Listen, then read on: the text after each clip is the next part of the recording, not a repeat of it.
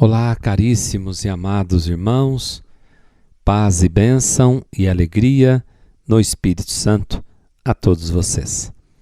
Vamos ouvir o Evangelho dessa sexta-feira, que está em Marcos 11, de 11 a 26. Tendo sido aclamado pela multidão, Jesus entrou no templo em Jerusalém e observou tudo. Mas como já era tarde, saiu para Betânia com os 12. No dia seguinte, quando saíam de Betânia, Jesus teve fome. De longe ele viu uma figueira coberta de folhas e foi até lá ver se encontrava algum fruto. Quando chegou perto, encontrou somente folhas, pois não era tempo de figos. Então Jesus disse à figueira: que ninguém mais coma de teus frutos. E os discípulos escutaram o que ele disse. Chegaram a Jerusalém. Jesus entrou no templo e começou a expulsar os que vendiam e os que compravam no templo. Derrubou as mesas dos cambistas, as cadeiras dos vendedores de pombas. Ele não deixava ninguém carregar nada através do templo. E ensinava o povo, dizendo: não está escrito, minha casa será chamada casa de oração para todos os povos? No entanto, vós fizestes dela uma toca de ladrões. Os sumos sacerdotes e os mestres da lei ouviram isso e começaram a procurar uma maneira de o matar. Mas tinham medo de Jesus porque a multidão estava maravilhada com o ensinamento dele. Ao entardecer, Jesus e os discípulos saíram da cidade. Na manhã seguinte, quando passavam, Jesus e os discípulos viram que a figueira tinha secado até a raiz. Pedro lembrou-se e disse a Jesus: olha, mestre, a figueira que amaldiçoaste secou. Jesus lhe disse: tende fé em Deus. Em verdade vos digo, se alguém disser a esta montanha: levanta-te e atira-te ao mar, e não duvidar no seu coração, mas acreditar que isso vai acontecer, assim acontecerá. Por isso vos digo, tudo o que pedirdes na oração, acreditai que já o recebestes, e assim será. Quando estiverdes rezando, perdoai tudo o que tiverdes contra alguém, para que o vosso Pai que está nos céus também perdoe os vossos pecados. Palavra da salvação. Glória a vós, Senhor. Meus amados e queridos irmãos, Jesus hoje no Evangelho, ao sair de Betânia, ele então sai de Betânia, teve fome, viu uma figueira coberta de folhas, porém não encontrou nenhum fruto. Estava aparentemente bela aquela figueira, mas não produziu frutos. Jesus, não encontrando fruto, amaldiçoou aquela figueira que veio a secar até a raiz. E depois desse episódio, ele entra no templo, expulsa os vendilhões do templo, pois fizeram da casa de Deus, que era lugar de encontro com ele, lugar de comércio. Então, duas atitudes de Jesus que o evangelista coloca que nos faz pensar. Primeiro, a reação de Jesus referente à figueira, cheia de folha e sem fruto. E depois, o templo belo, formoso, mas que já não servia para ser lugar de salvação de Deus. Figueira e templo.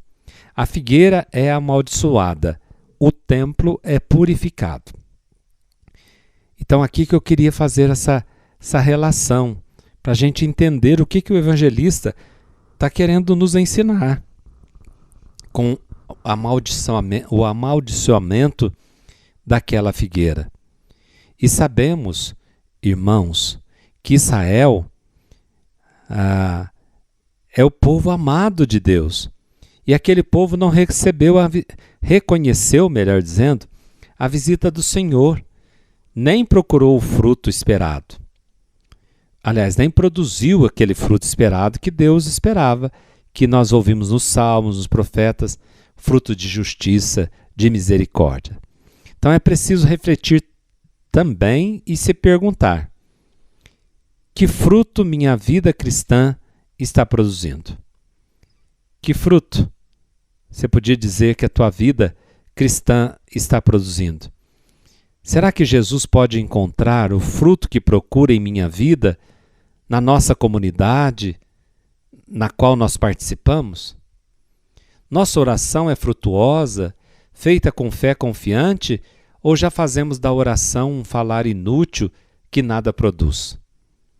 Nossa comunidade, a igreja, tem sido lugar de salvação para nós e os irmãos, ou tem se tornado um lugar bonito, mas sem vida, estéril, lugar meramente de comercialização da fé, mas não lugar de salvação, de experiência profunda de conversão e salvação?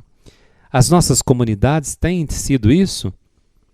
A nossa igreja católica, apostólica, ela tem sido um lugar, quando a gente se reúne na celebração da Eucaristia, ela tem sido um lugar de experiência de salvação? Ela tem conduzido as pessoas à salvação?